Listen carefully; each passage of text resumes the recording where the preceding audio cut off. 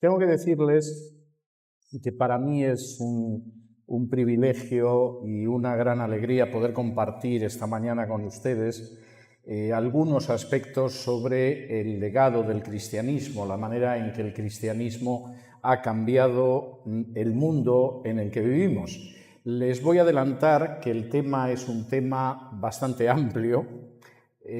Solamente la manera en que he abordado este tema en un par de libros nos estaría dando del orden de unas 800 páginas y no pretendo compendiar 800 páginas en una exposición de más o menos una hora, de modo que vamos a hacer un vuelo de pájaro, vamos a ir moviéndonos a vista de pájaro en la próxima hora. Estoy totalmente convencido de que van a quedar cabos sueltos dentro de la exposición, pero estaré encantado de que podamos intentar anudar algunos de esos cabos sueltos pues en una segunda parte que habrá de preguntas. De manera que les sugiero que si en el curso de la exposición se les ocurren algunas preguntas, vayan anotándolas en un papel para ver las que podemos responder o intentar responder en la segunda parte. Para poder hablar del legado del cristianismo, de la manera en que ha habido una herencia del cristianismo que ha cambiado el mundo, les tengo que pedir que hagan un ejercicio casi de ciencia ficción e intenten situarse conmigo en el siglo I de nuestra era, en el siglo en el que Jesús desarrolló su ministerio y también lo desarrollaron los apóstoles y se escribió el Nuevo Testamento. El siglo I es una época absolutamente maravillosa desde mi punto de vista, como en general lo fue la cultura clásica, pero la cultura clásica de la que yo me confieso como un profundo admirador y a la que he dedicado muchas horas de estudio y de placer a la hora de estudiarla con el paso del tiempo, sin embargo, planteaba algunos problemas muy serios y el cristianismo, lógicamente, se encontró con esos problemas. Por ejemplo, la cultura clásica era maravillosa si eras varón, si eras libre y si estabas sano, de tal manera que esa era una situación extraordinaria. Si se daba la circunstancia, por el contrario, de que eras mujer, de que no eras libre y de que no estabas sano, caías enfermo, la situación de la cultura clásica ya no era tan agradable. Y el cristianismo se enfrentó con esa situación, planteó otra forma de vivir esa situación y transformó la sociedad. La primera parte de la exposición me van a permitir que la centre en ese mundo del siglo I. Por ejemplo, empecemos con el hecho de que no fuera usted varón y por el contrario fuera una mujer y naciera en ese mundo desde otros puntos de vista absolutamente maravilloso. Si usted hubiera sido una niña, ya el simple hecho de nacer como niña sería un auténtico deporte de riesgo. Y era un auténtico deporte de riesgo porque efectivamente la situación de la mujer era complicada. Primero de entrada, si uno era niña, lo que sucedía es que tenía muchas posibilidades de que al nacer le dieran muerte. Si por el contrario además era la segunda hija, podía darse por muerta en el 99% de los casos. La mujer era una carga y en ese sentido la visión era muy distinta al cristianismo. Por ejemplo, en el siglo I, un comerciante llamado Hilarión escribía a su esposa Alice que estaba encinta y le decía lo siguiente. La carta es una carta muy bonita porque Hilarión quería mucho a su mujer y a pesar de que no existía el email, ni el teléfono, ni cosa parecida, procuraba escribirla con regularidad para ver su situación. Y en la carta le dice lo siguiente: sabe que estoy aún en Alejandría y no te preocupes si todos regresan y yo me quedo en Alejandría. Te ruego que cuides a nuestro hijito y tan pronto como me paguen te haré llegar el dinero. Si da salud, consérvalo si es varón, y si es hembra, desembarázate de ella. Me has escrito que no te olvide. ¿Cómo iba a olvidarte? Te suplico que no te preocupes. Hilarión era un personaje verdaderamente adorable. Era un buen padre, estaba trabajando en Alejandría y se acordaba de su mujer, por supuesto recordaba que su esposa estaba embarazada, le decían no te preocupes si yo tardo más en regresar, no te inquietes, cariño mío, Por supuesto, también le decían, no te preocupes, no te va a faltar de nada, yo te voy a mandar el dinero que necesitas. Y no se me olvida tu embarazo. Si das a luz y es un niño, pues lo conservas, y si es hembra, desembarázate de ella. Por cierto, cariño, te quiero mucho y no te olvido. La carta es verdaderamente escalofriante, pero Hilarión no era una mala persona, quería a su mujer, pensaba en que no pasara necesidad, no quería que se inquietara porque iba a regresar más tarde a casa, y por supuesto le preocupaba el embarazo. Si nace un varón lo conservas, y si nace una niña, deshazte de ella. Esto no es porque Hilarión fuera un mal padre o un mal marido. De hecho, era bastante mejor seguramente que muchos padres y muchos maridos. En excavaciones que se realizaron hace no mucho tiempo, hace apenas unas décadas, una de las cosas que descubrimos era que había muchos niños que eran arrojados a la muerte en una de las ciudades del Imperio Romano a las alcantarillas. El niño nacía, la familia no lo podía mantener, no existía Planned Parenthood para haberlo abortado antes, y entonces se esperaba que el niño nacía y a continuación se arrojaba a una alcantarilla donde se moriría. Y era una solución piadosa, porque había padres que abandonaban al niño y siempre había una serie de traficantes de esclavos que capturaban al niño y lo convertían en esclavo, y con pocos años ya lo tenían trabajando en algún sitio. Bien, ¿qué es lo que hemos encontrado en el caso de esas alcantarillas atascadas de cadáveres de bebés? Que la inmensa mayoría eran hembras. En algún caso, realmente las cifras son terribles. Por ejemplo, en un estudio arqueológico realizado por Lindsay, señalaba que de 600 familias estudiadas en una de las ciudades del imperio, solo 6 tenían más de una hija. En otras palabras, el 99% mataba a la segunda hija. Tener una hija ya significaba amar mucho el concepto de familia. Tener 2 era una estupidez que el 99% no se permitía. Y esto hacía que la propia población del imperio fuera una población muy desproporcionada en cuanto a los hombres. Cualquiera que sepa algo de demografía sabe que, por ejemplo, en la pirámide de población, al principio los hombres y las mujeres más o menos son los mismos, pero a medida que van pasando los años resulta que hay más mujeres que hombres. Esto es habitual en todas las sociedades, entre otras cosas porque la mujer es la que lleva al niño y eso le ha dado una superprotección de la naturaleza en relación con el varón. Como en Roma mataban a las niñas, esto era distinto. Por ejemplo, en Roma, de cada 100 mujeres había 131 hombres. No es difícil ver el porcentaje de mujeres asesinadas al nacer. En el conjunto de Italia, Asia Menor y África, por cada 100 mujeres había 140 hombres. Es decir, la sociedad te ponía la vida muy difícil si eras una mujer. ¿Y qué pasaba si sobrevivías al nacimiento, si no eras una segunda hija, si resulta que tus padres decidían que no te mataban?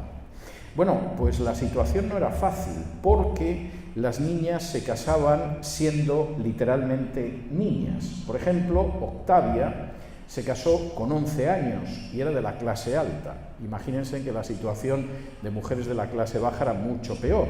Agripina se casó con 12 años. Tácito, el historiador romano, se casó con una niña de 13 años y Quintiliano, un escritor romano extraordinario de origen hispano, por cierto, tuvo su primer hijo de una esposa de 13 años. Como pueden imaginarse, la mortalidad infantil era muy complicada y, como señala Plutarco, la verdad es que lo normal era que se casaran cuando tenían 12 años o incluso menos. Y de hecho, la ley de las 12 tablas, por ejemplo, ya castigaba el adulterio de las niñas de 10 años, con lo cual parece claro que también había niñas de 10 años que se casaban. Verdaderamente, si eras mujer, tenías una situación muy difícil en la cultura clásica, y tengo que decir que cuando oigo a algunas diciendo lo maravilloso que era el mundo pagano para las mujeres, y además señalando que la desgracia que tuvieron las mujeres fue que de pronto aparecieron los cristianos, tengo que llegar a la conclusión de que es una terrible ignorante o es una persona que utiliza la mentira con auténtico placer. Porque el cristianismo fue la única fe, la única creencia, la única cosmovisión que cambió la situación de la mujer en el mundo clásico. Las mujeres dejaron de casarse como niñas, dejó de matarse a las niñas que nacían, eran consideradas de la misma dignidad que los hombres, e incluso cuando contraían matrimonio, que era un matrimonio más tardío, estaba muy claro que su adulterio estaba mal, pero el adulterio de su esposo no estaba mejor ni era tolerable. La mujer recuperó una enorme dignidad o adquirió una enorme dignidad con el cristianismo, porque entre otras cosas, como escribió Pablo a los Gálatas, en Cristo no hay ni hombre ni mujer. Y si alguien piensa que el judaísmo había avanzado mucho, tengo que decirle que efectivamente el judaísmo no asesinaba a las niñas al nacer, pero tenía una oración piadosa que todos los días se recitaba 3 veces y en la que se daba gracias a Dios por no ser ni esclavo, ni mujer, ni asno.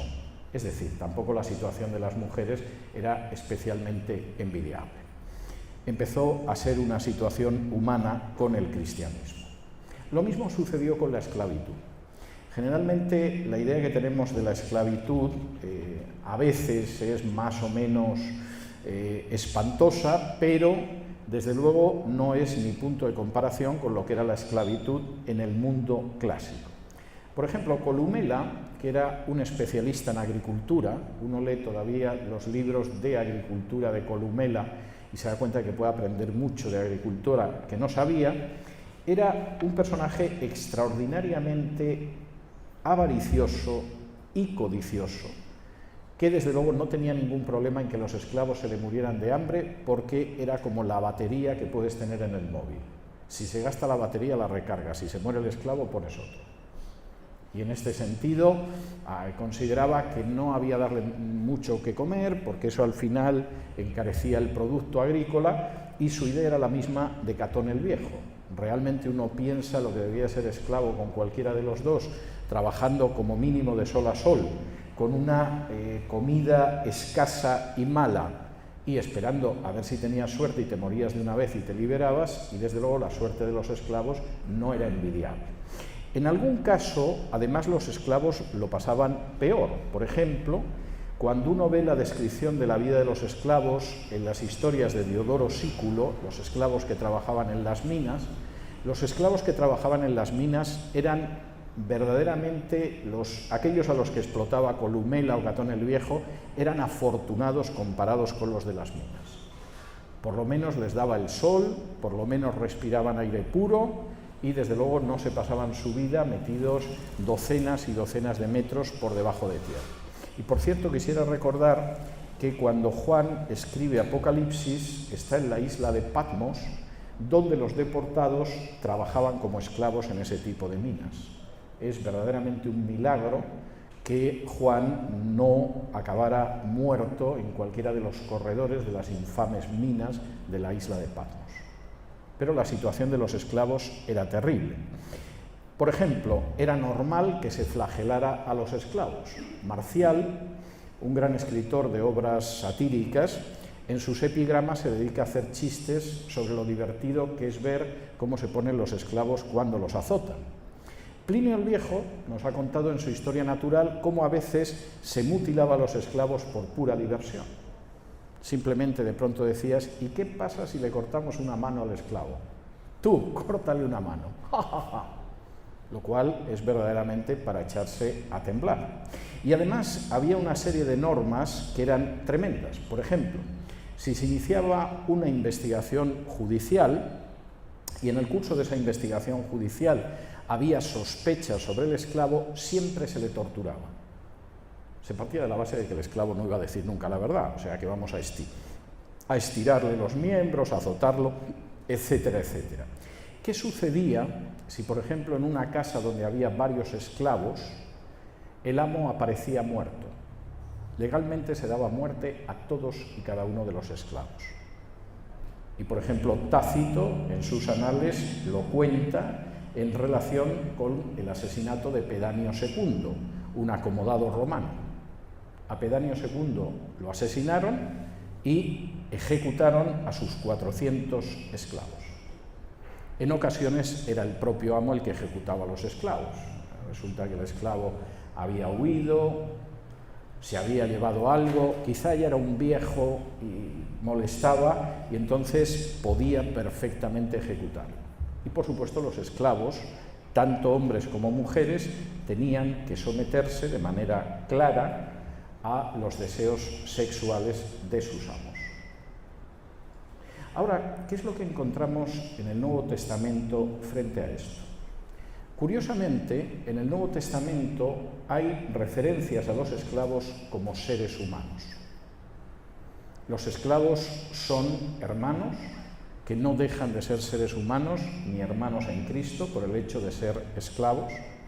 Es gente a la que se presta atención, por ejemplo, en cartas con contenido pastoral, porque efectivamente, igual que los amos y los esposos y los hijos, los esclavos son personas de una condición determinada a la que se dirigen los apóstoles para decirles cómo tienen que actuar, e incluso en un momento determinado, estos cristianos estaban locos. Pablo, en la carta a Filemón, versículo 16, dice que hay un esclavo que es el hermano amado de su amo, de su dueño, de Onésimo. Pero ¿cómo va a ser un esclavo, un hermano del dueño? Pablo en la cárcel debía de tener alguna insolación, o la comida era mala o algo así, y tenía fiebre, porque esto no le entraría a nadie absolutamente en la cabeza. Pero cualquiera que lea la breve carta a Filemón encuentra que hay un esclavo huido, Onésimo, que ese esclavo ha sido capturado, posiblemente fue entonces cuando escuchó el Evangelio en la prisión y se convirtió por el testimonio de Pablo. Y Pablo escribe a Filemón y le dice: oye, si te ha causado algún perjuicio económico, yo te lo pago. Y este hombre ya no es simplemente un esclavo, es tu hermano amado, y además te pido que le trates como me tratarías a mí. El cristianismo implicaba una visión totalmente distinta de lo que era la esclavitud, fundamentalmente porque había llegado a la conclusión de que efectivamente aquellos esclavos eran seres humanos, y cuando aceptaban por fe a Cristo y se convertían en discípulos de Jesús, se convertían en amados hermanos, independientemente de que estuvieran cargados de cadenas. Y por cierto, aunque es verdad que durante la Edad Media el cristianismo perdió mucho del empuje que tuvo en el siglo I y aceptó la esclavitud, para acabar con la esclavitud hubo que esperar de nuevo a cristianos que, asentados en la Biblia, recordaran que la esclavitud no era lícita y que un esclavo podía ser tu amado hermano. Sin el cristianismo, nuestra sociedad seguiría teniendo esclavos. Es posible que algunos de los que están aquí presentes formaran parte de ese grupo de esclavos. En tercer lugar, el cristianismo era realmente peculiar, no solo al hablar de las mujeres y de los esclavos, sino al ocuparse, por ejemplo, de defender a los más débiles, incluidos los enfermos. Por ejemplo, el aborto no era considerado algo malo dentro de la sociedad pagana. Es verdad que por razones de salud se recomendaba más que la mujer terminara con el proceso de gestación, diera luz al niño y lo abandonara. Esto se consideraba que era mejor, pero fundamentalmente no porque se viera mal el aborto, sino porque el aborto no era tan seguro. Oye, si das a luz al niño y sobrevives a dar a luz al niño, luego lo abandonas y todos están contentos. Por ejemplo, en la República de Platón, Platón señala que una mujer que hubiera superado los 40 años debería abortar, porque era una manera de evitarse riesgos. Ahí el embarazo ya era peligroso, si una mujer quedaba embarazada con más de 40 años, obligatoriamente tendría que abortar.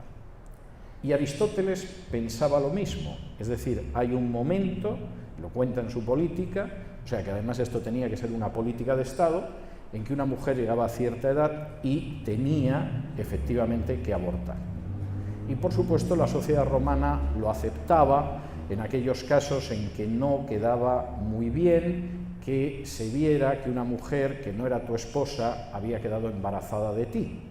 Y entonces, en esos casos, en vez de esperar a que diera luz para abandonar al niño, lo ideal era abortar. Por ejemplo, cuando Julia, la sobrina del emperador Domiciano, se quedó embarazada de un amante, pues el emperador Domiciano le dijo: mira, quédate, aborta, que va a ser mejor, porque esto va creciendo, cada vez se nota más y no vamos a tener un escándalo en ese sentido. La posición del cristianismo fue, por el contrario, que era absolutamente intolerable la práctica del aborto. Curiosamente, es una de las cosas que los primeros escritos cristianos fuera del Nuevo Testamento empezaron a señalar enseguida. Por ejemplo, la Didaché, que es uno de los primeros catecismos cristianos, quizá el primer catecismo cristiano que se escribió, y que pudo incluso haber sido escrito antes del año 70, casi al mismo tiempo que el Nuevo Testamento, señala: no matarás a un niño recurriendo al aborto, ni lo matarás una vez que haya nacido. Una de las enseñanzas que se les daba a aquellas personas que eran bautizadas y que sabían que había una serie de conductas que no podían seguir era no recurrir al aborto ni matar a un niño una vez que había nacido, como era común. En la primera apología de Justino, en el siglo II, cuando Justino intenta explicar a los paganos por qué los cristianos son diferentes, en qué son distintos, señala, entre otras cosas: se nos ha enseñado que es una perversidad abandonar a los niños recién nacidos. Los cristianos no matamos niños, no abandonamos niños, no exponemos la vida de los niños. Escribiendo al emperador Marco Aurelio en el siglo II, un cristiano que se llamaba Atenágoras y que quería mostrar al emperador cómo los cristianos no era esa chusma de la que hablaban sus enemigos, sino que era gente que se comportaba de otra manera, le decía lo siguiente: decimos a las mujeres que utilizan drogas para provocar un aborto que están cometiendo un asesinato y que tendrán que dar cuentas a Dios por el aborto. Contemplamos al feto que está en el vientre como un ser creado y, por lo tanto, como un objeto del cuidado de Dios, y no abandonamos a los niños porque los que los dejan abandonados son culpables de asesinar niños. Es posible que si eras un niño, no digamos ya una niña, si eras un esclavo, tu situación fuera mala, no en el seno del cristianismo. Aquella gente perseguida que muchas veces tenía que esconderse, que, como dice Pablo escribiendo a los Corintios, muy pocas veces era gente de influencia, era gente que, por el contrario, consideraba que los esclavos podían ser amados hermanos, que, por supuesto, consideraban que una mujer tenía la misma dignidad que un hombre y que, desde luego, consideraban también que era un auténtico crimen dejar a un niño abandonado o acabar con su vida mediante el aborto. No solamente eso, además los cristianos tenían ideas peculiares sobre los enfermos. No solo es que oraban por los enfermos, por ejemplo, es que además se daba la circunstancia de que consideraban que era absolutamente inaceptable el abandonar a los enfermos. Nosotros tenemos una idea de la medicina que está muy relacionada con la medicina después de la aparición del cristianismo, que acabó impregnando también a la medicina en el judaísmo y en el islam. El médico empieza a ser una persona que se ocupa de los enfermos, y uno diría: ¿y qué iba a ser el médico si no? Es que el médico clásico no era eso. El médico había dedicado un tiempo de su vida a dominar un arte que solamente utilizaba con la gente que tenía mucho dinero para pagarse. Y, por ejemplo, buena parte de los grandes médicos, como Galeno es un médico clásico, todavía seguimos llamando galenos a los médicos por Galeno, eran algo parecido a los médicos de los futbolistas de élite. Es decir, atendían a los gladiadores de primera línea, atendían a los patricios en Roma, y cuando, por ejemplo, se declaraba una epidemia en una ciudad, lo que hacían inmediatamente era huir de la epidemia, porque ellos inmediatamente detectaban los síntomas y decían: esto va a ser la peste, vámonos a la casa de campo. y casi podía saber cuándo iba a haber una epidemia grave porque los médicos desaparecían de la ciudad.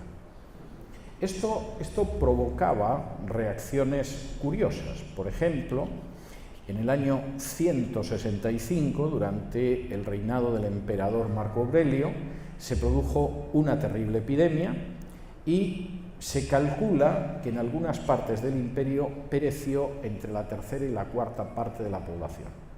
Los médicos fueron los primeros que se pusieron a salvo y la gente, cuando tenía un familiar enfermo, lo sacaba de casa y lo arrojaba a la cuneta para evitar el contagio.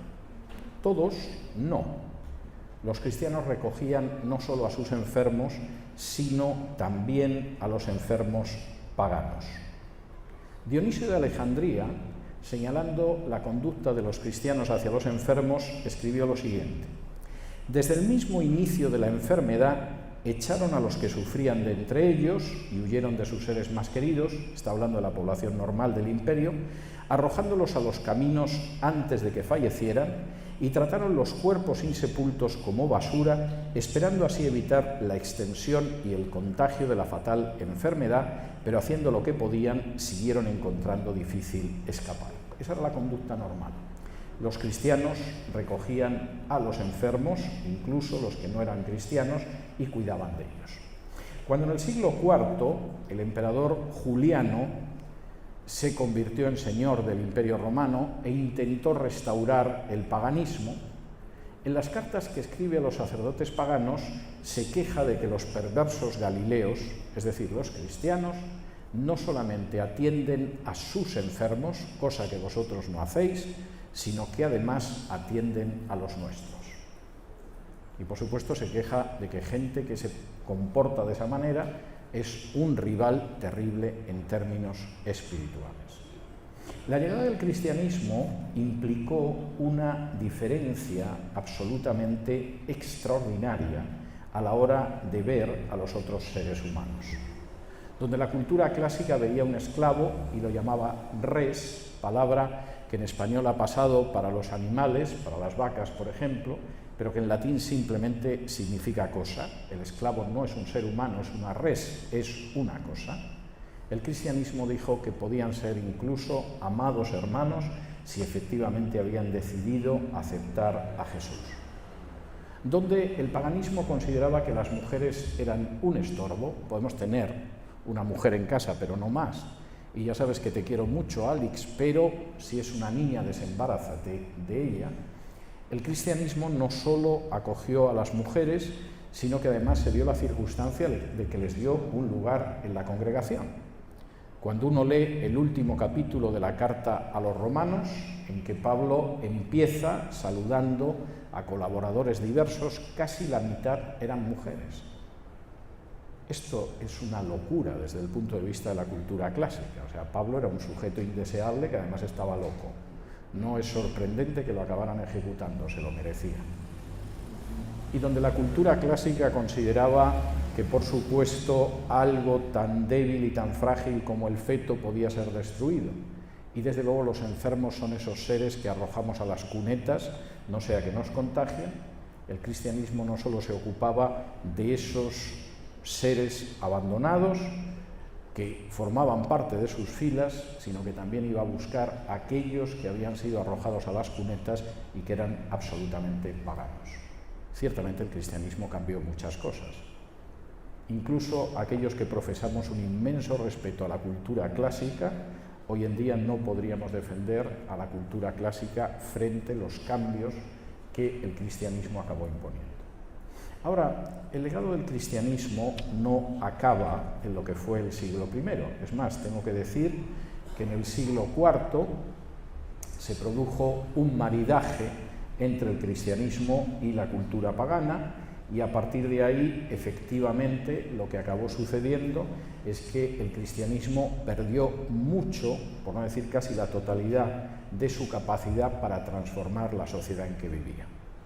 El siguiente gran salto de la influencia del cristianismo en la cultura o la sociedad en la que vivía vino con la Reforma protestante del siglo XVI.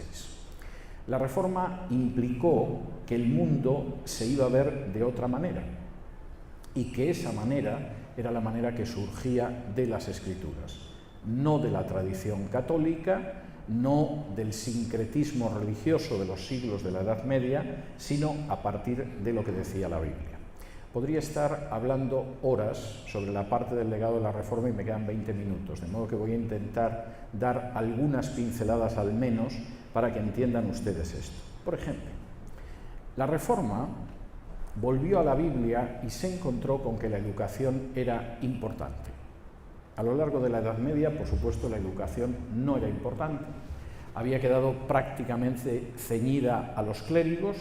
En muchos casos ni siquiera los nobles aprendían a leer y escribir. Hay muchos documentos de la Edad Media donde aparece al final del documento una afirmación muy curiosa, que es: el documento no está firmado porque el señor es noble y no sabe leer.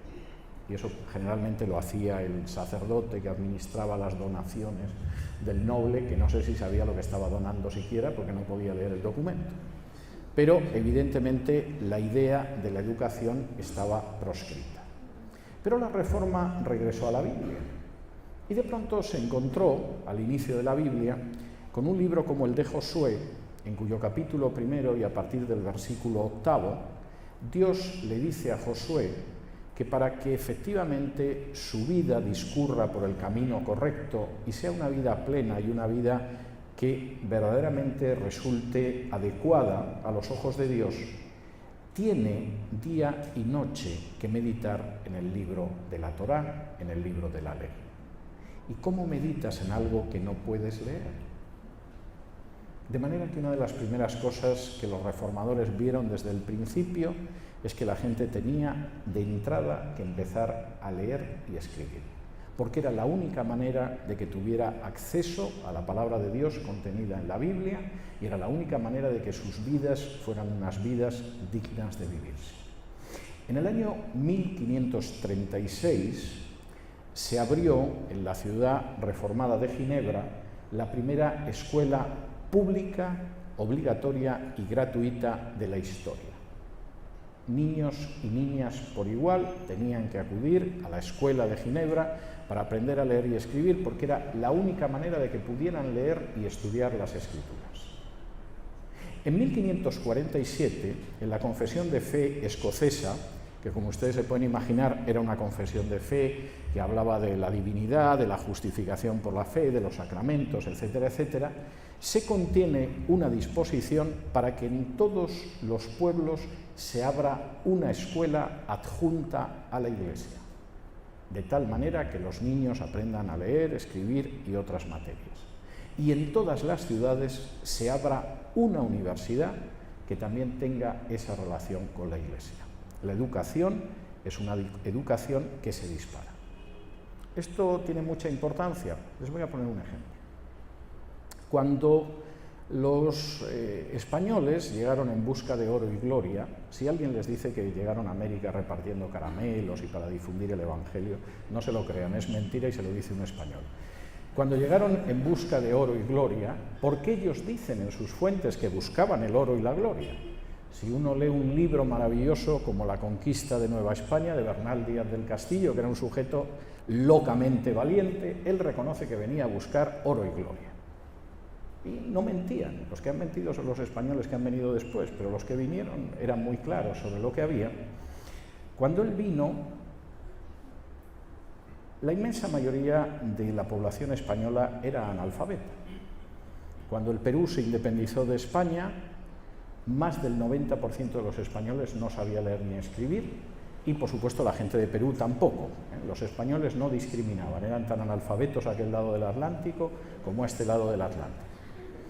Cuando a este mismo continente, a mediados del siglo XVII, llegaron los peregrinos del Mayflower, entre el 60 y el 70% de las mujeres sabía leer y escribir. Entre el 70 y el 80% de los hombres sabía leer y escribir. Y no eran de los mejores. Los cuáqueros tenían un 100% de alfabetización, tanto hombres como mujeres.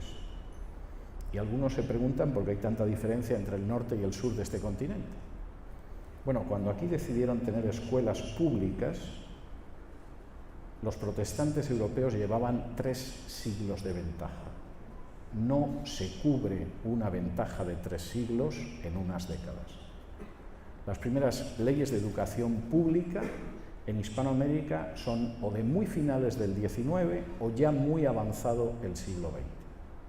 En Ginebra tenían una escuela pública obligatoria y gratuita en 1536, en Escocia en 1547.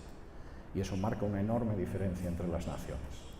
La marcó también la ciencia, porque de pronto la gente que empezaba a leer la Biblia se dio cuenta de que en la Biblia hay referencias a que tienes que observar el cielo y el trayecto de las estrellas y que tienes que observar cómo viven las hormigas, y nació el método científico gracias a un protestante inglés que se llamaba Francis Bacon.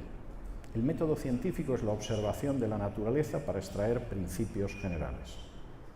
No reflexionar sobre un filósofo pagano llamado Aristóteles en tu celda de un convento. Y eso significó que los países protestantes, generalmente más pobres y más pequeños, adelantaron extraordinariamente a las potencias católicas, que eran mucho más ricas y más grandes, pero que desde luego desconocían lo que era la técnica, el pensamiento científico. Cuando España se intentó desembarcar en Inglaterra para imponer otra vez el catolicismo, y gracias a Dios no lo consiguió, España seguía en el mismo punto técnico que unas décadas antes, cuando había derrotado a los turcos. Los ingleses no habían dejado de avanzar técnicamente, porque aplicaban el principio científico surgido de la Biblia. Y España sufrió una terrible derrota por razones técnicas. Era todavía el primer imperio del mundo, pero en términos científicos seguía en la Edad Media. Y una nación más pequeña y más pobre como Inglaterra ya estaba en la Edad Moderna. Seguramente esta mañana, cuando se han levantado, algunos de ustedes han abierto su ordenador, su computadora, para ver si tenían un mensaje de email. Quizá han visto las noticias por internet y es posible que hayan comprobado si tenían algo en el teléfono celular. Es más, algunos de ustedes, como yo, necesitamos lentes, necesitamos gafas para poder ver. A ojo descubierto iríamos muy mal por la vida, yo me iría dando golpes con cualquier cosa. Den gracias a los científicos evangélicos que desde el siglo XV sentaron las bases para que ustedes tuvieran gafas, porque esos lentes proceden de uno de los científicos holandeses, profundamente protestante del siglo XVI, que fue compañero de otros 2 científicos holandeses que inventaron el telescopio y el microscopio. Y gracias a 2 hombres de fe dejamos de vivir en el cosmos en el que estamos y descubrimos el macrocosmos con el telescopio y el microcosmos con el microscopio. Y por supuesto, si ustedes ahora mismo tienen internet y teléfono móvil y cosas parecidas, deben de agradecérselo a un científico llamado Michael Faraday, que era un piadosísimo evangélico y al que debemos las bases de todos esos avances. Por cierto, algunos de ellos además estaban convencidos de que lo importante eran sus libros de teología. Newton, que posiblemente es el científico más importante de la historia y que conocía la física y conocía las matemáticas y conocía la astronomía y era un buen y brillante economista, estaba convencido de que en realidad lo mejor que él había escrito eran libros de teología que casi nadie lee, pero que escribió. Y si alguien piensa que efectivamente la ciencia no tiene nada que ver con el cristianismo y que los científicos por sistema son ateos y agnósticos que no pueden perder el tiempo con supersticiones, quisiera recordarles que en el año 1991 un miembro del Banco Mundial que se llamaba John Halley decidió hacer una investigación sobre el trasfondo espiritual de los premios Nobel, desde el año 1901 al año 1990.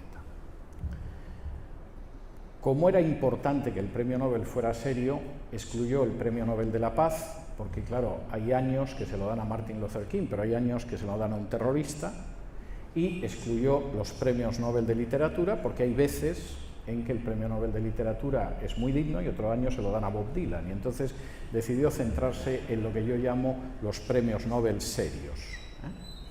Del año 1901 a 1990, el 86% de los premios Nobel, 86%, eran evangélicos o judíos, pero judíos criados en naciones sociológicamente protestantes, no judíos criados en naciones sociológicamente islámicas o católicas. De ese 86%, el 74% eran evangélicos. Luego había un 14% donde había algún católico, algún agnóstico, algún descreído, en fin, etcétera, etcétera. De manera que si alguien les dice alguna vez que la ciencia es algo propio de aquellos que se han emancipado de la creencia en Dios y de los ateos y de los agnósticos, le pueden ustedes decir con toda tranquilidad y conciencia que o es un ignorante o es un malvado embustero. Porque desde luego cuando uno examina los premios Nobel, uno se encuentra con lo que se encuentra. Y por supuesto no es casualidad que nuestra cultura hispana, que tiene magníficos premios Nobel de literatura, por regla general muy buenos escritores, sin embargo apenas tengamos premios Nobel de ciencias. Hay 2 españoles y 2 argentinos.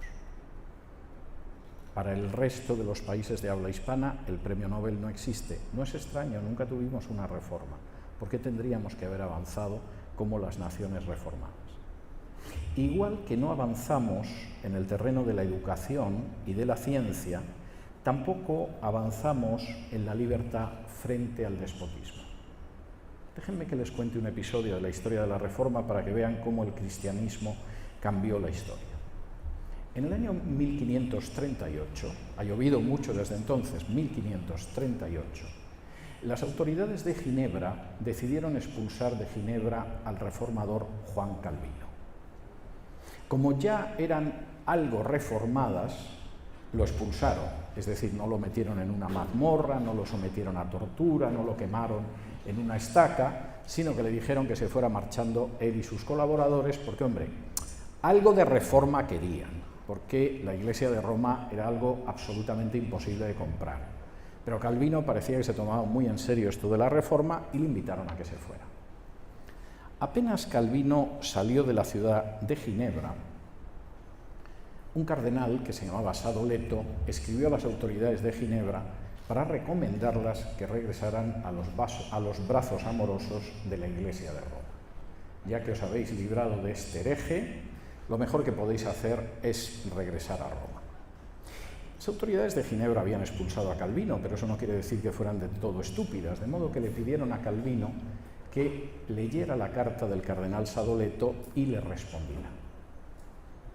Y Calvino, en un plazo récord de 6 días, escribió uno de los tratados más interesantes de la historia del cristianismo y de la historia de la Reforma, que es la respuesta a la carta del cardenal Sadoleto.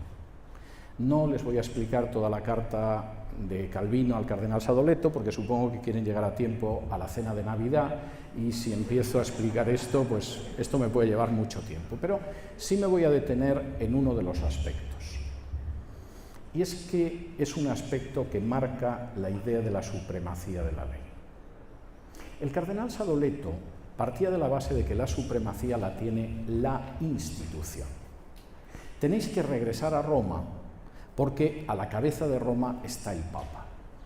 Y por supuesto, vosotros, pobres fieles extraviados, tenéis que regresar a Roma de la misma manera que obedecéis a vuestro rey, al emperador o al que sea. La supremacía la tiene la institución.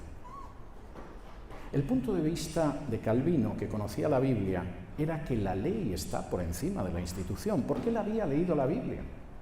Y sabía que cuando el héroe nacional, gran compositor de piezas musicales, extraordinario guerrero y famoso rey llamado David, cometió un pecado, nadie dijo, bueno, total es el héroe nacional, no tiene mayor importancia, qué hombre es perfecto. Sino que el profeta Natán fue a verle y le dijo, tú no puedes quebrantar la ley de Dios y Dios te va a pedir cuentas por eso. La ley estaba por encima incluso del héroe nacional David. Y por supuesto, Calvino sabía que cuando en un momento determinado Acab se había encaprichado con la viña del pobre Nabot y su esposa Jezabel le dijo, mira, mata a Nabot, te quedas con la viña y nos quitamos quebraderos de cabeza. Elías fue a verlo y le dijo, esto va a acabar mal, tú vas a dejar de ser rey, la sangre de tu esposa la van a lamer los perros, porque tú no puedes hacer eso. La ley está por encima de la institución, aunque sea la institución más alta. Y Calvino, que había leído eso, dijo, no, lo que decide la legitimidad de una institución es si efectivamente se ha sometido a la ley. Y si el Papa quebranta la ley de Dios y se coloca por encima de ella, esa ley de Dios contenida en la Biblia no es un poder legítimo y no hay por qué obedecerlo, porque la ley está por encima de las instituciones. Ahora reflexionen en su historia, como en la de las naciones hispanas o las naciones reformadas. En las naciones hispanas la institución estaba por encima, fuera el Papa, el rey o el emperador. A veces el rey de España recibía a un monje apesadumbrado por cómo se explotaba a los indios en esta parte del mundo, y entonces el rey de España pues decía, hombre, vamos a explotarlos un poco menos, que parece que se mueren muy deprisa, ¿no? Y dictaba las leyes nuevas de Indias. Pero cuando llegaban, el virrey tomaba la carta del rey de España, la colocaba sobre su cabeza y decía, se acata, pero no se cumple. Forma maravillosa, española, gran aporte a la historia del derecho, que implica que sí, que reconocemos que la ley es del rey, no lo vamos a negar, y el rey es el rey, vamos a hacer lo que queramos. Y nuestras naciones son naciones basadas en la idea de que las instituciones están por encima de la ley. Y por supuesto eso hace que la idea de que vayamos a juzgar finalmente a un presidente, un político, es muy, muy difícil, muy difícil. Históricamente no es algo que se dé. Mientras que en el caso de aquellas naciones que recogieron los valores bíblicos gracias a la Reforma, eso es indiscutible. Déjenme señalarles otros dos aspectos, podría citar muchos, en los que finalmente el cristianismo cambió la historia para bien, y pobres de aquellas naciones que no recibieron esos aportes. El primero es la idea de división de poderes. Es curioso que cuando en alguno de los salmos y en alguno de los profetas se habla de Dios, se le define por separado como rey, como legislador y como juez. Hay una separación de los tres poderes clásicos. Eso es algo que a nosotros siempre nos ha costado porque nuestra cultura no acepta la supremacía de la ley, pero que es algo benditamente indiscutible en ciertas culturas. Hace un par de años volví a releer con bastante interés, estaba trabajando en un libro sobre el tema, volví a leer la correspondencia de los padres fundadores de Estados Unidos. La había leído con anterioridad, pero no tan concentrada en el tiempo, no viéndolo tan de cerca. Y había dos cosas que me llamaron mucho la atención. No es que las descubriera, pero me llamaron mucho la atención en ese momento. La primera era que citaban la Biblia como si fueran pastores. Jefferson escribía a Adams, Washington escribía a Hamilton, etc., y citaban textos de la Biblia como dos creyentes piadosos que escriben a un hermano y le citan textos de la Biblia. Era algo muy llamativo. La segunda es que uno de los textos que más citaban era el pasaje del profeta Jeremías, donde se dice que el corazón del hombre es engañoso. El corazón del hombre no solamente se engaña a sí mismo, sino que además tiende a engañar a los demás. Y los padres fundadores una y otra vez repiten en su correspondencia: como el corazón del hombre es engañoso, no puede haber un poder absoluto, porque se convertirá siempre en un tirano. Hay que crear un sistema donde los poderes estén separados y se estén vigilando y controlando entre sí, porque si no, iremos hacia la tiranía. Y el sistema de separación de poderes de Estados Unidos descansa sobre bases directamente bíblicas, se ve en los propios escritos de los padres fundadores. Nosotros no hemos conocido jamás eso, igual que no hemos conocido la supremacía de la ley. El mundo cambió muy positivamente, donde hubo un cristianismo bíblico, quedó atrasado en otros. Déjenme citar el último ejemplo que afecta mucho a nuestra cultura. Nuestra cultura es una cultura hispano-católica que seguramente tiene como mejor aporte el español, la lengua española. Todos nos entendemos del Río Grande hasta la Patagonia, utilizando la misma lengua, y aunque tenga ciertos colores locales distintos, nos entendemos perfectamente. Seguramente es el mejor aporte y el mayor aporte que dio España a esta parte del mundo. Pero también había otra parte, que era la cultura católica, y eso ha hecho un enorme daño a esta parte del mundo. Y en una de las cosas que le ha hecho mucho daño es en la idea del pecado venial. Es decir, un pecado que no es tan grave. De hecho, la teología católica dice que ese pecado venial se puede borrar a veces mediante sencillas ceremonias, como santiguarse con agua bendita al entrar en una iglesia. Yo trabajé cuando era muy joven con un profesor de Historia del Derecho, que era del Opus, además, y que decía que él, siempre que entraba en una iglesia, se santiguaba con agua bendita, porque se quitan los pecados veniales, y quién sabe si a lo mejor se llevan alguno mortal. Nunca supe si lo decía en serio o en broma, pero lo decía. Y es verdad, los pecados veniales desaparecen. Pero entre los pecados veniales están el hurto y la mentira. Para que no se sientan ustedes ofendidos por ser peruanos, déjenme hablar del hurto en mi país de origen, que es España. A los españoles les encanta robar. Cuando van a un hotel, les gusta llevarse las toallas de los hoteles o las batas de baño, porque a fin de cuentas casi es como una especie de plus que te tienen que dar por ir al hotel. Si trabajas como enfermera en un hospital, casi con toda seguridad te sale gratis el alcohol, las curitas, el algodón, etcétera, porque te lo llevas a casa. Si trabajas en una oficina, ya no vas a volver a pagar material de escribir el resto de tu vida. Durante el tiempo que yo viví en España, yo tuve varios equipos de trabajadores a mis órdenes en la radio. Se robaban hasta la comida. Un día me llegó mi subdirectora en uno de los canales de radio y me dijo: le acaban de robar los espagueti a fulano. Y yo pensé, pero tanto hambre pasa la gente de mi equipo como para robarle los espagueti a este pobre infeliz.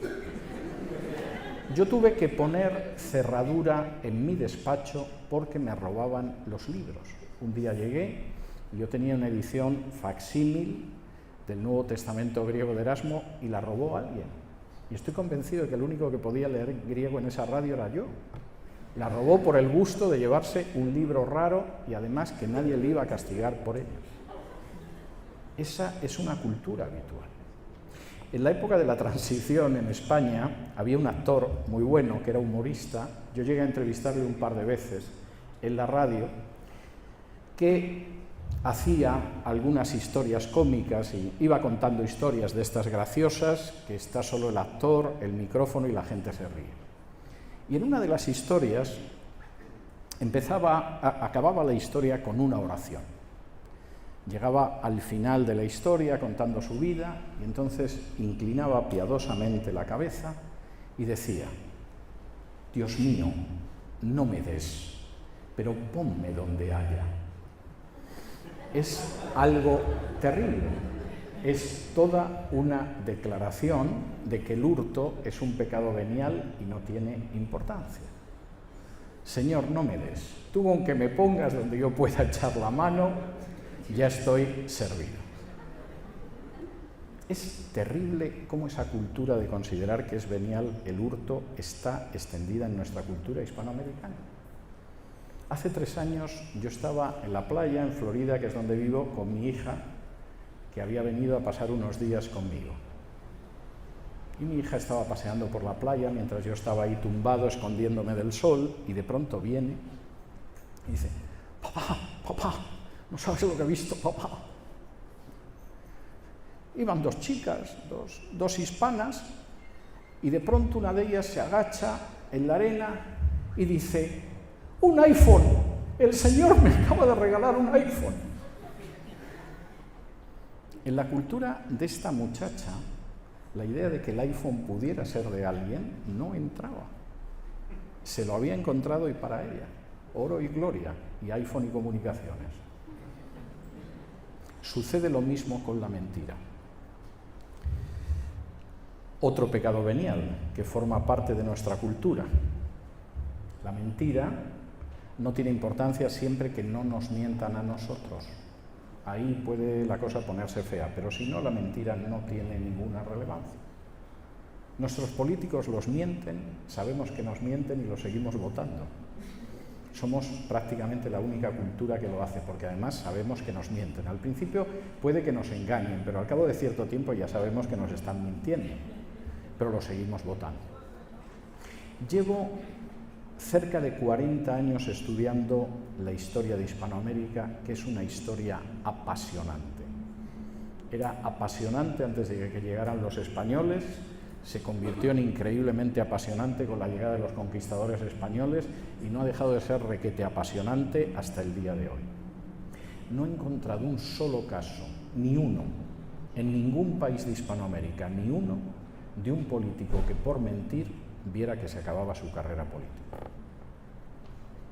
Y cuando digo esto en algún país de Hispanoamérica siempre tengo una pequeña esperanza de que alguien levante la mano y diga José Pérez Jiménez, El Salvador, 1841, y yo diga ¡uno! En 500 años. Eso marca tremendamente la historia, y en aquellas naciones donde efectivamente se regresó a los principios que aparecen en la Biblia, por supuesto que hay gente que miente, pero sabe que la mentira tiene un coste que puede ser muy elevado, sobre todo si es una persona en puestos de responsabilidad. Ayer, mientras salía, creo que de la última exposición, comenté el caso de una ministra alemana que hará unos 8 o 9 años decidió emplear dinero de su ministerio para comprarse un pañuelo de cuello. Y tuvo que presentar la dimisión y se acabó su carrera política.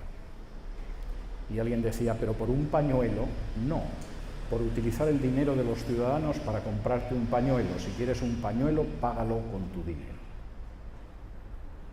Y eso es algo también profundamente bíblico. El cristianismo ha cambiado la historia. Seguiríamos mirando a las mujeres como seres despreciables a los que hay que eliminar nada más nacer. Seguiríamos pensando que los enfermos son seres de los que hay que apartarse y tirarlos a la cuneta si aparecen en medio de nosotros. Seguiríamos contemplando a los esclavos por la calle y consideraríamos que son algo que no tiene mayor valor si no hubiera sido por el cristianismo.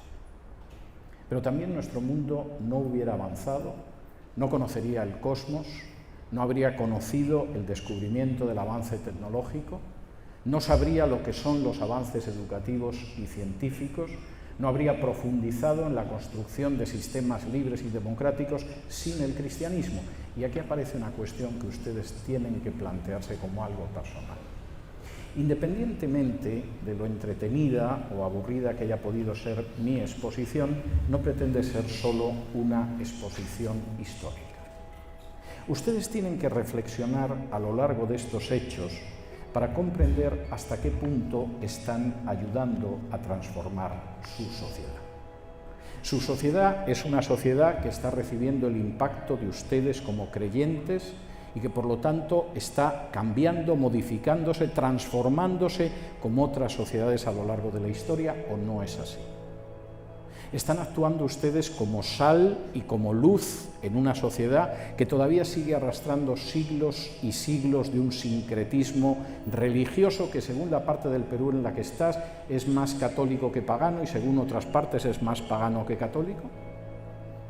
¿Realmente consideran su sociedad como un lugar en el que su luz, aunque sea pequeña, tiene que brillar para que los hombres vean lo que es el amor de Dios y glorifiquen al Padre? Esa es la cuestión que ustedes deben plantearse. El pasado tiene un interés si nos permite reflexionar sobre nuestro presente y cómo queremos construir el futuro. Y en un momento como ese nunca deben de pensar que su luz es demasiado pequeña, que son ustedes un número escaso o que de alguna manera no van a conseguir cambiar el entorno. Algunas de las grandes batallas libradas por el cristianismo a lo largo de la historia fueron libradas por muy pocas personas que, sin embargo, confiaban totalmente en que Cristo ha vencido al mundo y que el que está en nosotros es más poderoso que el que está en el mundo. Lo que yo quisiera colocar en su mente en el día de hoy, antes de que entremos a la fase de preguntas, es precisamente eso. El cristianismo ha cambiado el mundo de manera positiva varias veces a lo largo de la historia. yo quiero hoy plantearles el desafío de que el cristianismo puede seguir cambiando el mundo y que ustedes pueden ser instrumentos de ese cambio. Muchas gracias, que el Señor los bendiga.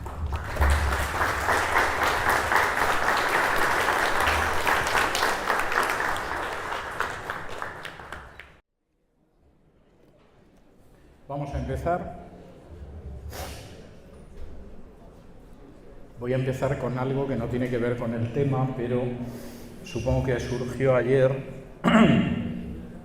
y voy a responderlo. Dice, su conferencia sobre Westcott y Hort ha levantado revuelo en Internet y hay 3 críticas que han sido recurrentes. Primero, el texto bizantino es muy moderno para ser considerado. Segundo, usted no es un erudito del Nuevo Testamento. Tercero, nadie usa Westcott y Hort, sino Nestlé Aland. Su crítica es desatinada. ¿Qué puede decir al respecto? Primero, el texto bizantino no es un texto moderno, es igual que el texto mayoritario, que es el texto que corresponde a más del 95% de los más de 5.000 manuscritos del Nuevo Testamento y que es la base de traducciones de la Biblia desde el siglo II. Segundo, usted no es un erudito del Nuevo Testamento. Bueno, supongo que esto se puede pensar lo que se quiera. En su día, mi tesis doctoral, aborrezco hablar de estas cosas y por eso detuve la presentación, pero no me queda más remedio. Mi tesis doctoral en Historia, que no solamente obtuvo la máxima calificación, sino que además obtuvo el premio extraordinario de fin de carrera, que solo se da a una tesis al año, era una tesis precisamente sobre el judeocristianismo en el siglo I y exigía un conocimiento más que medio del griego del Nuevo Testamento. Pero además, dicho sea de paso, yo soy el traductor único del Nuevo Testamento griego-español interlineal publicado por la editorial Thomas Nelson. ¿Cómo se puede traducir interlinealmente todo el Nuevo Testamento en griego y no tener una cierta especialización en el griego del Nuevo Testamento? Es algo que se me escapa. Tercero, nadie usa Westcott y Hort sino Nestlé Aland. Cualquiera que viera mi conferencia de ayer tendría ocasión de ver que el propio Nestlé, en las primeras ediciones de su Nuevo Testamento, dice que fundamentalmente su texto es el de Westcott y Hort más Tischendorf. Esto se ha suprimido después en otras versiones, pero Nestlé tuvo la suficiente honradez intelectual para reconocer que su texto era el de Westcott y Hort fundamentalmente, más el de Tischendorf. El texto de Tischendorf se basaba precisamente en uno de los 2 manuscritos más corruptos del Nuevo Testamento. A partir de aquí, cualquiera puede sacar sus conclusiones. Siguiente pregunta. ¿Por qué se conoce poco del Jesús histórico en Latinoamérica? Bueno, vamos a ver. Decir que se conoce poco es algo relativo. Yo creo que hay lugares donde se conoce más y donde se conoce menos, pero el conocimiento del Jesús histórico está muy vinculado al conocimiento de las Escrituras. Y las Escrituras, en términos generales, no han sido un libro muy conocido en la cultura hispanoamericana como ha sucedido en España. Esto es algo que, de hecho, pues, distintos intelectuales españoles han reconocido, que España no es una cultura del libro y, lógicamente, no podía traer esa cultura del libro a Hispanoamérica. Esto es algo absolutamente indiscutible. Y cuando uno se da cuenta de que precisamente la traducción de la Biblia más difundida en Hispanoamérica es la traducción de la Biblia realizada por 2 exiliados españoles que se llamaban Reina y Valera, y que si no se hubieran exiliado de España hubieran acabado ardiendo en una hoguera de la Inquisición, pues a partir de ahí se entienden muchísimas cosas. Dicho esto, yo creo que hay libros a los que se puede tener acceso para profundizar en el Jesús histórico, y yo tengo que hablar esta tarde precisamente de mi último libro, gracias al que ha hecho la pregunta, que se titula Más que un rabino, la vida y las enseñanzas de Jesús el judío, donde me detengo precisamente en muchos de los aspectos que se suelen negar habitualmente y que es muy importante dejar claro. Por ejemplo, que hay fuentes históricas aparte de la Biblia que hablan de Jesús. Por ejemplo, que hay fuentes históricas bíblicas que son enormemente confiables, porque son mucho más antiguas de lo que habitualmente pensamos. Para empezar, los evangelios. Y, por ejemplo, que efectivamente muchas de las cosas que se dice que son invenciones de los primeros cristianos, que intentaban enfrentarse con el fracaso de la cruz, etcétera, etcétera, ese tipo de afirmaciones son absolutamente inaceptables. La idea de un Mesías que muere está en el Antiguo Testamento, pero está en la literatura rabínica y está en los documentos de Qumran.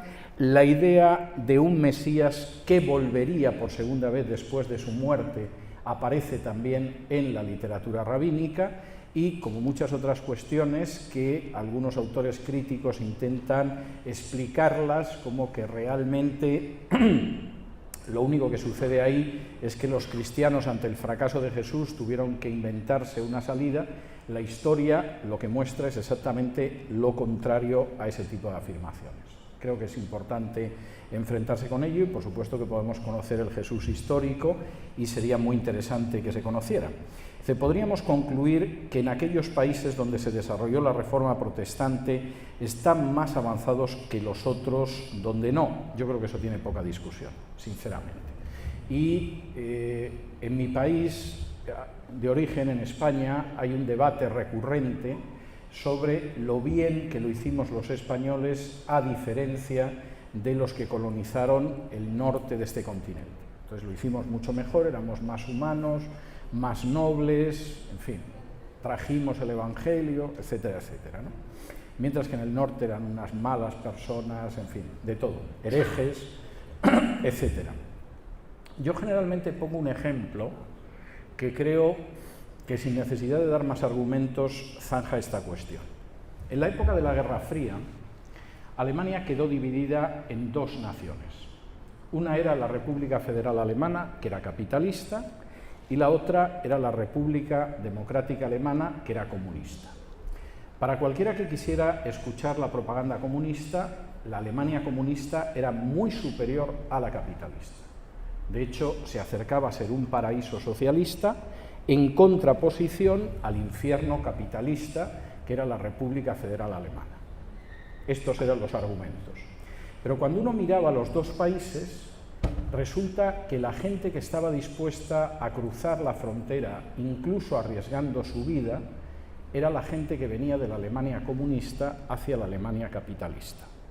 Es decir, no había gente de la Alemania capitalista loca por huir al paraíso socialista.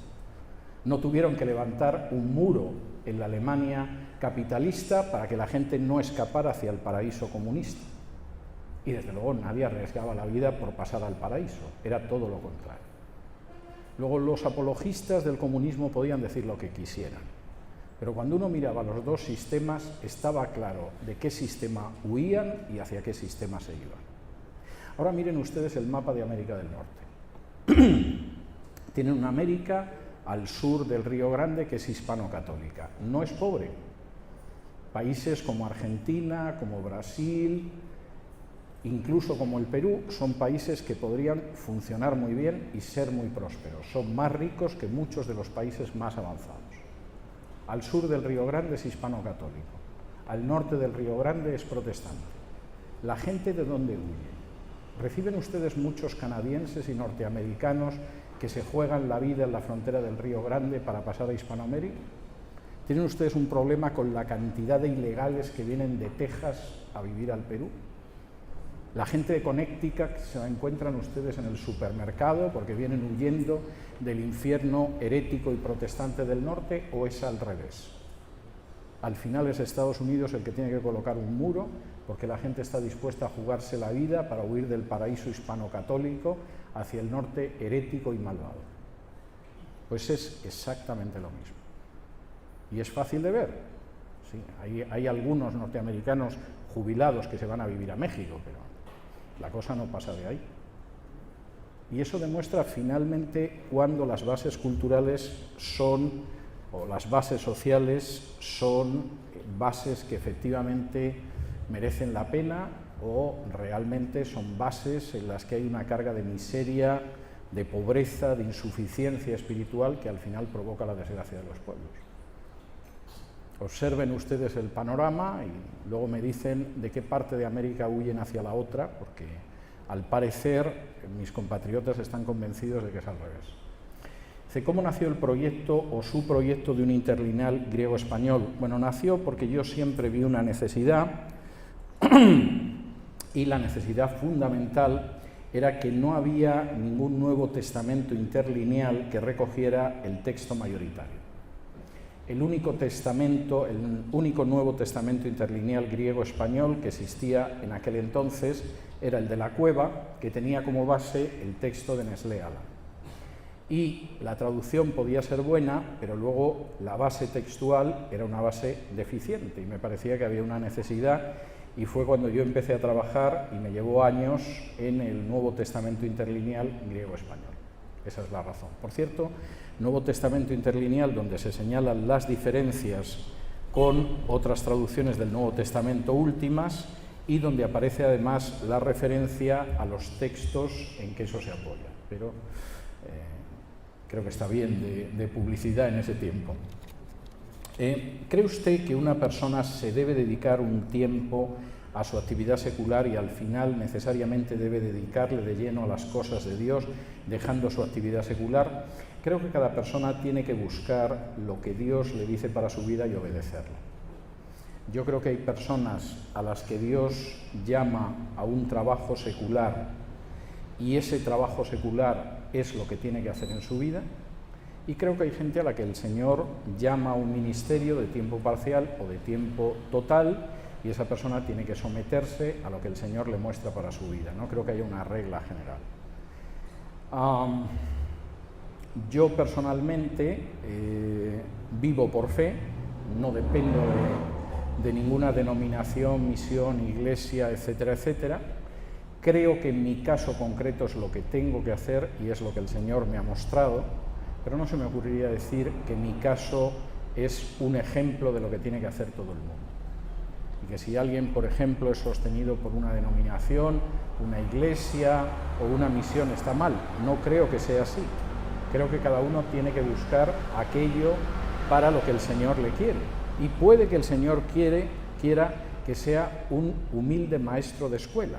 Y seguramente como humilde maestro de escuela que muestra el amor de Dios en su trabajo y en el cuidado de los niños, puede que tenga muchísimo más campo en el que trabajar que a lo mejor si hubiera sido pastor, para lo que a lo mejor no está dotado. Entonces, yo creo que uno tiene que ser sensible a lo que Dios nos dice y tenemos que escuchar lo que Dios nos dice. Y una de las grandes conquistas de la Reforma, a la que yo no me referí al principio, pero que me parece que es enormemente importante, es el hecho de que recuperó el valor del trabajo. Es decir, frente a la idea católica de que hay trabajos de primera y de segunda, que es una idea que aparece a inicios de la Edad Media, y que hay un trabajo santo que es el clerical, y el otro trabajo es una santidad de segunda clase, como dice Eusebio. Sin embargo, la Reforma recuperó la idea de que el trabajo podía ser santo aunque fuera barrer suelos o fuera fregar cacharros, fregar platos. Y eso es enormemente importante.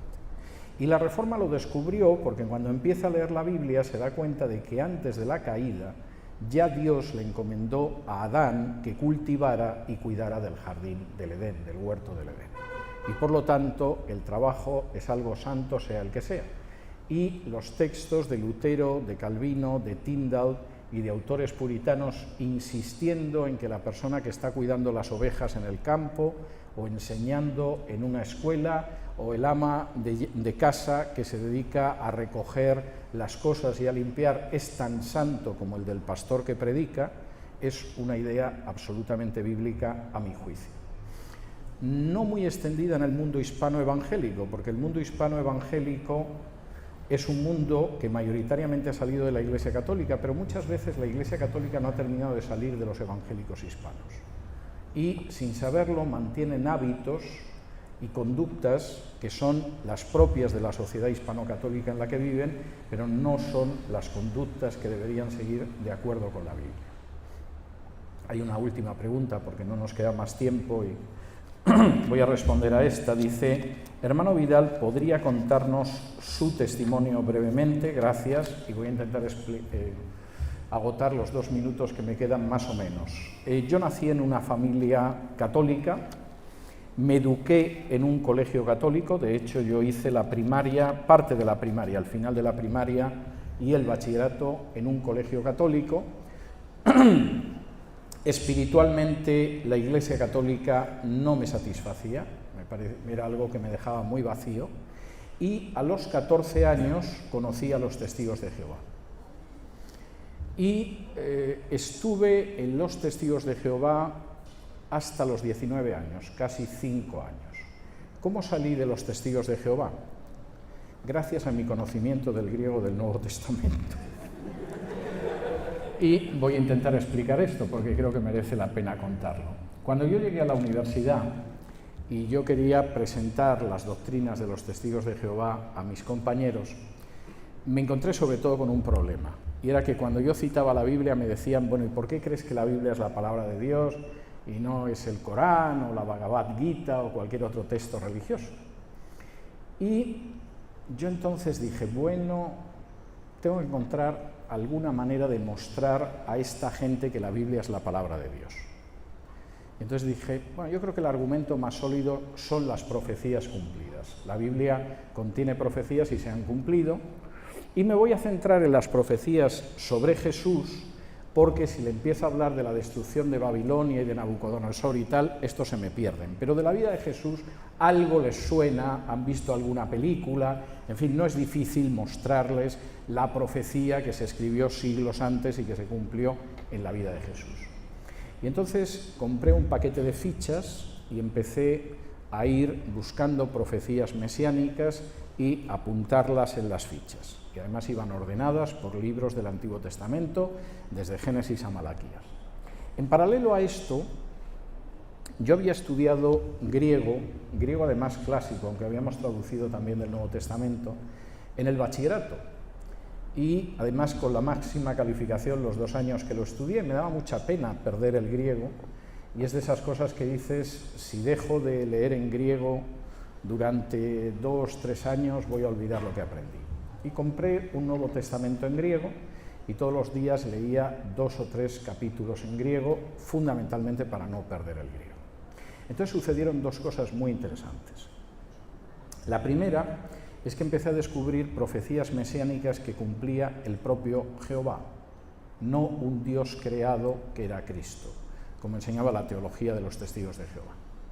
Entonces me empecé a encontrar que en Isaías 43 decía que Juan el Bautista, la voz que clamaba en el desierto, iba a preceder a Jehová nuestro Dios, no a un Dios, sino a Jehová nuestro Dios. O que llegaba a Zacarías 11, 12 y 13, y ahí decía que el propio Jehová sería vendido por 30 monedas de plata, etcétera, etcétera, etcétera. De tal manera que aquello chocaba frontalmente con la teología de los Testigos de Jehová, y a mí me colocaba ante una teología que era muy bíblica y que no se correspondía con lo que me enseñaban y yo creía en ese momento. Pero en segundo lugar, yo iba leyendo el Nuevo Testamento en griego y de pronto encontraba un texto y decía: uy, ¿qué dice aquí?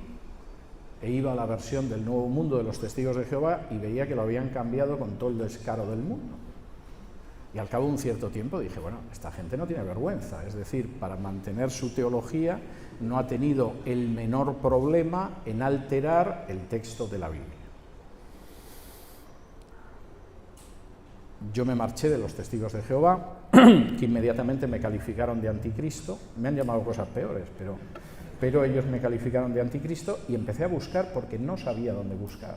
Yo había hablado una vez con un pastor evangélico, pero eso no me decía mucho, y entonces tenía que buscar. Y empecé a buscar desde cero. Es decir, a ver si al final yo tengo muy claro esto de la Biblia y no va a ser así.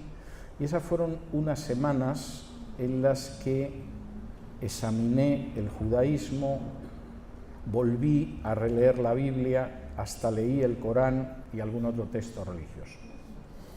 Y después de aquello yo estaba más que convencido de la veracidad de la Biblia e incluso me convertí leyendo Romanos en el griego original porque ya no me fiaba de ninguna traducción de la Biblia y solamente leía la Biblia en griego y en hebreo. Y en medio de esa situación, en la que no leía la Biblia ni en griego ni en hebreo, salvo en griego y en hebreo, no encontraba a nadie que hubiera descubierto en la Biblia lo mismo que yo. Llegaron unos adventistas a casa y le digo, ¿usted cómo cree que se obtiene la salvación? Y me dice, mire usted, los católicos creen que con las obras, incluso sin fe, uno se salva. Los protestantes creen que la salvación es por fe sin obras. Nosotros creemos que es por fe más obras. Y cuando tú te has convertido leyendo Romanos dices, pues estás muy equivocado, hijo mío. Entonces era algo en ese sentido claro. Conocí a los primeros misioneros mormones en España, que entonces te proyectaban unas diapositivas sobre el televisor. Y entonces recuerdo que llegaron a casa y me proyectaron dos de los materiales. Uno era sobre los libros, las tablas de oro donde estaba el libro de Mormón, otro era sobre José Smith. Yo recuerdo que vi los dos y dije, pero ¿cómo hay alguien que se pueda creer esto? O sea, esto es absolutamente inverosímil. Y en un momento determinado, eran dos misioneros norteamericanos, yo le digo al muchacho, digo, mire, la salvación no es por obras, es a través de la fe. Me dice, ¿dónde saca usted eso? Le digo, ¿quiere ir usted a Efesios capítulo 2, versículos 8 y 9? Y el misionero norteamericano se vuelve al otro y le dice, ¿dónde está Efesios? Estupendo. O sea, este es el camino ideal para encontrar a gente que ha encontrado el Evangelio. Llegué a conocer incluso a los Niños de Dios, que era una secta que ocasionalmente utilizaba a las adeptas sexualmente para captar gente. Entonces un amigo mío que había estado, y voy a intentar acabar esto porque como me enrolle va a ser terrible, un amigo mío que había estado conmigo en los Testigos de Jehová y se había marchado, pero porque estaba harto, no por razones teológicas, me dice, mira, hemos conocido a una de las niñas de Dios, si quisieras venir con otro amigo mío. Yo dije, bueno, vosotros no estáis buscando la verdad, estáis buscando otra cosa, pero no me importaba hablar con la muchacha. Y en un momento de la conversación, en la cafetería, yo le conté cómo me había convertido leyendo la Biblia. Y la muchacha se me quedó mirando, era una misionera francesa, y me dice, yo no tengo nada que predicarle a usted, usted ha encontrado a Jesús.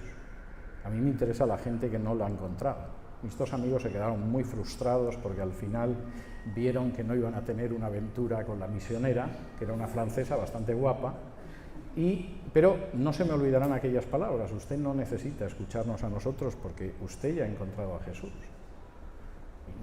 Nosotros tenemos interés en alcanzar a gente que no, pero usted lo ha encontrado y usted ha descubierto lo que es el Evangelio. Por hacer el cuento corto, y espero que esto no me lleve más de un minuto, aunque llevo diciéndolo ya casi 10.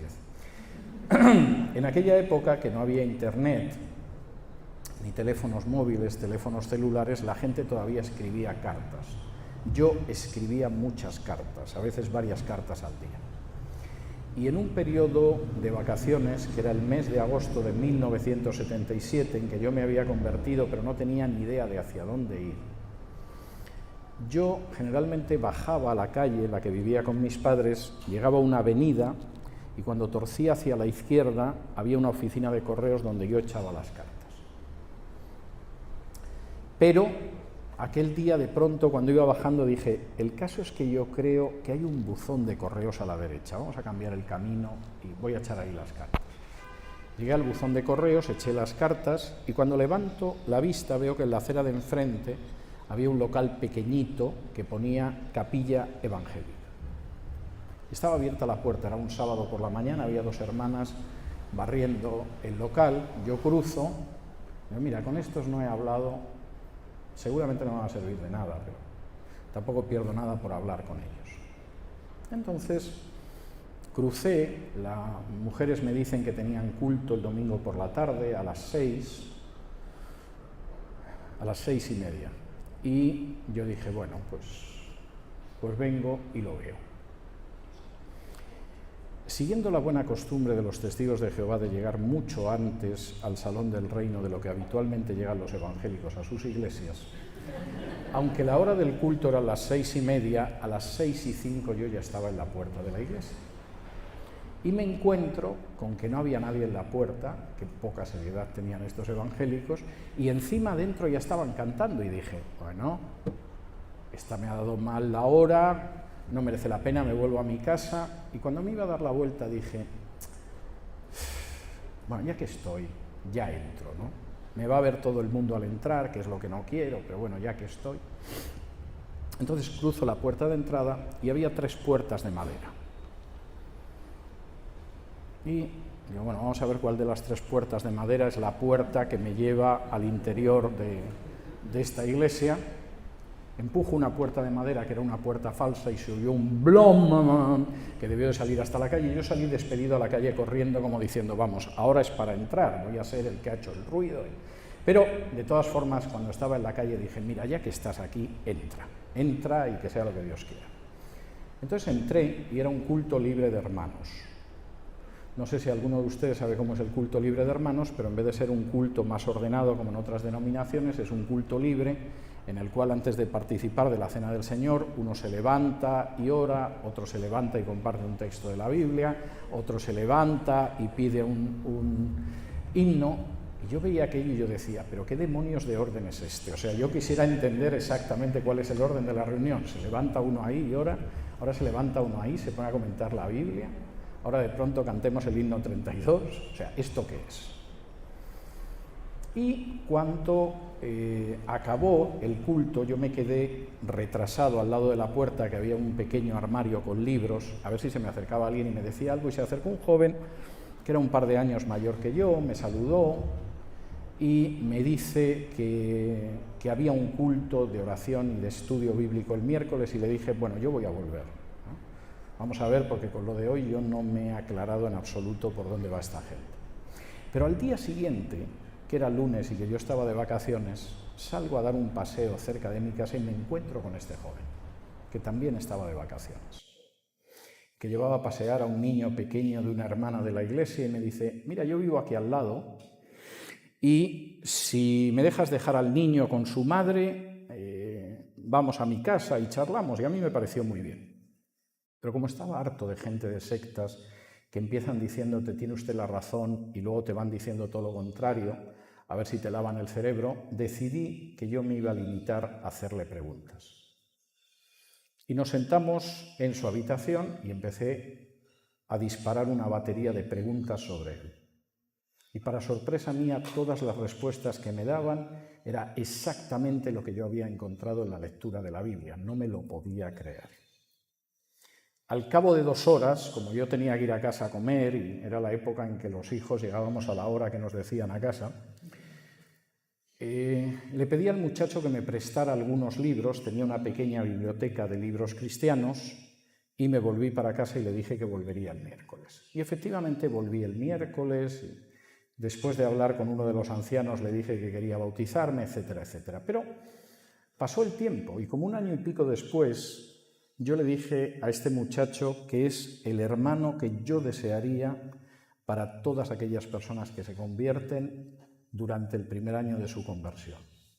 Yo desearía que toda la gente que conoce al Señor durante el primer año tuviera a una persona como Miguel Ángel, que es como se llama este hermano, durante ese primer año a su lado.